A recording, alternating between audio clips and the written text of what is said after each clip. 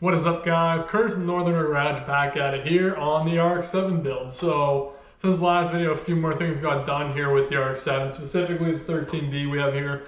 So we got the thermostat housing neck on it.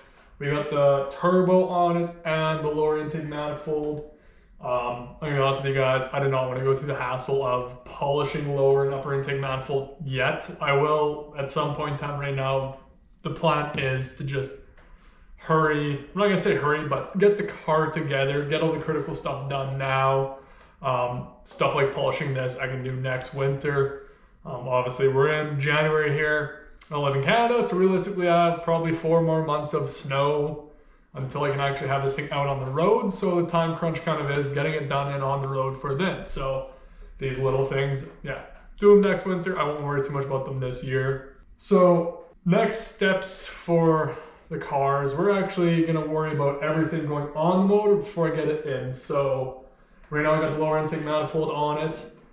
Before I get the upper intake manifold, I obviously got to do my injectors, rails, fuel lines, emission lines, which I have deleted. So we're going to be doing an updated kind of rat nest vacuum routing.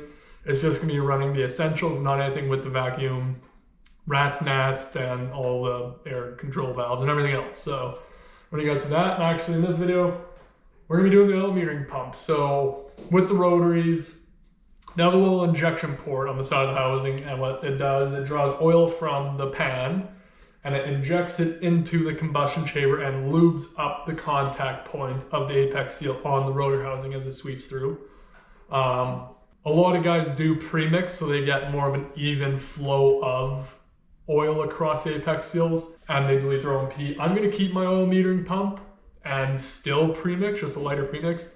Biggest reason with keeping the oil metering pump is since this is a Series 5 motor and I'm not doing a standalone right now, if I was to leave this OMP, sure I can leave it plugged in, but that would just bug me. I'd like to block it off and make it look pretty. If I was to leave it and block it off, I would get a check engine light. I'm trying not to have any check engine lights, so right now we're going to rebuild it. So the old lines came off it. None of them broke yet, but they are crispy. I mean, there's not an eighth of movement left in them.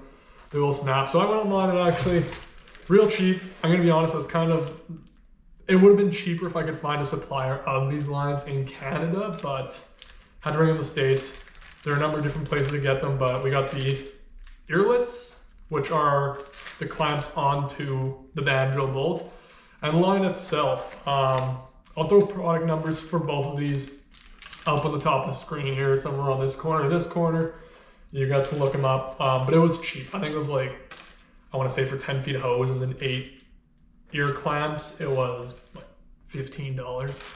So you guys got an afternoon or weekend. The OMP lines, they're 30 some years old. Like, it'll take you an hour or 2 and you got to replace them. And then, yeah, we actually scrubbed the engine bay. I want everything to be nice and clean before the motor goes back in. There are a few things we need to take care of on the engine bay side of things before the motor goes back in. Brand new braided clutch line to go in there. We got to do some wiring stuff. Just some odds and ends. Finish up flaring brake lines closer to the master while it's still easy to get at. I know the motors are small and won't impede a lot of my space, but easier to do now than later. And yeah, we have a whole bunch of other cool parts coming. I actually pulled the trigger on a bigger part today. It was pretty hard to source. The supplier I ordered it from didn't give me lead times, but I'm figuring I might see in the next 4 to 8 weeks. And it's something I've always dreamed of having on the car and something I needed. Yeah, that's super exciting. Can't wait for that to come in. Maybe we'll do an unboxing video of it and an install video once it's here. But for now, the engine actually needs to go in before it goes on the car. But yeah, let's get back, let's get into building these OMP lines and I'll show you guys how it's done. All right, so we got the oil metering pump here. Obviously needs a cleaning. We'll strip the lines off and clean it, but obviously we got the electrical feeding it, and then we have the lines itself. And as you can see, these things are, like, they hold their shape. I could probably throw it back in the motor and they'd land exactly where they're supposed to go. So rebuild them. Obviously you can see how old and yellow they are compared to this fresh, clear line. So one thing that's important to note when doing these is they are color coordinated. So there's 1, 2, 3, and 4, and then we actually have a, as this shows, it's supposed to be a yellow, green, blue, and white. So we're gonna tear this stuff off of it. I'll reuse this looming for the new lines. We'll tear them off, and then we got to cut these earlets off. Get these banjo bolts because we will be reusing them, and then cut new lines for the size we need. We might end up putting this on the car and then running each individual line to it and figuring out the best routing where they naturally lie. We also try and make them the same length, but yeah, we got to turn this down.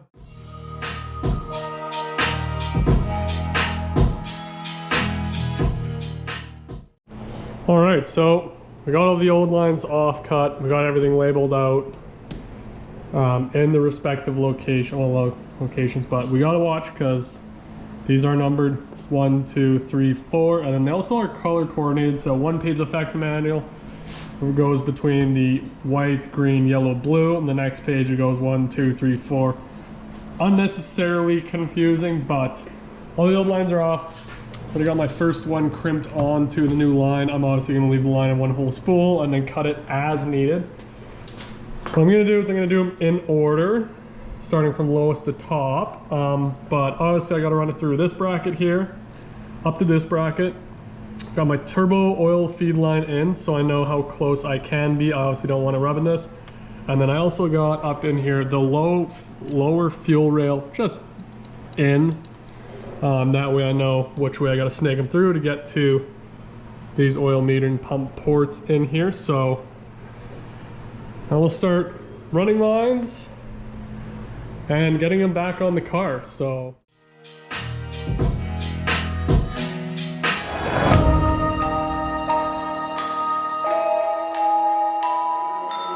Black Lions.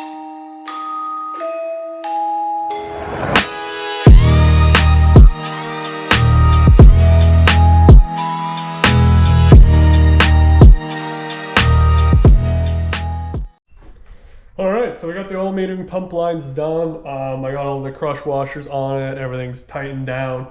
Ended up redoing the number 4 line. Did exactly like my original routing. Luckily, I have lots of line. I probably still actually have 2 feet left over and a couple ear clamps left over, so it worked out great. So put the shielding on them again and then ran them up. Still have the factory clips for them. These ones I was thinking maybe I'd zip tie, but they actually end up holding really nice off the with the factory clamp points. And then you can see up here, everything's rooted nice and out of the way of the injectors. Got to keep in mind that these 2 banjo bolts feeding are longer than the 2 going into the housing. So if you guys are doing that, watch that. These ones won't thread in all the way. It'll be pretty obvious, but just gotta watch that. That'll actually wrap up this video. This will be a real short, sweet one. I got some more goodies for the car actually today. Stopped by my local hot rod shop, picked up a whole bunch of vac lines, so I can redo a lot of the vac lines, like the vac lines on the turbo and all that are really old. And then I did delete the emissions on this car, got rid of the rat's nest, so I'll be running all new vac lines because obviously we got vac lines going to the oil metering, injection, banjos. They got that nipple on the top, and then a whole bunch of other ones. Picked up a pass-through cable because I will be cable, I guess it's a pass-through grommet or terminal. I'm going to be relocating the battery to the passenger cargo bin, and I'm going to do a real nice job with pass-through. That'll be another video on just how to relocate them if you have an FC. And a new coolant overflow bottle. I don't want to run factory with how I'm going to have the front end set up in the car. It's going to be kind of in the way. I don't even know if I can run factory actually with the intercooler kit I'll be running. So I picked up a stainless steel one from there, and then I was also digging through there. They have like a warehouse of all their final sale, get it out of our store kind of stuff, and I found a set of Hawk brake pads, which is pretty killer. I know everybody runs Hawk brake pads on these cars. I think they retail for like 120 bucks brand new online. These are brand new. I got them for $40, so that was killer. I was happy I actually went in there and walked around. But yeah, this is rebuilding the oil metering pump lines on your FC RX7 Series 4, Series 5. I know they're basically the same. Series 5 just has a bit more cable wiring off it, but that's not relevant to this video. If you guys liked it, let me know, and I'll catch you on the flip side.